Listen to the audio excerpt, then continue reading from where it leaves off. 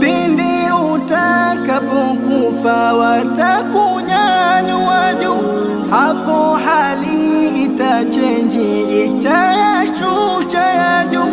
Daima takuwa chini, kichwa chako na miguu. Waliokuwa wa chini sasa watakuwa juu, na msamaha huombi watu wako.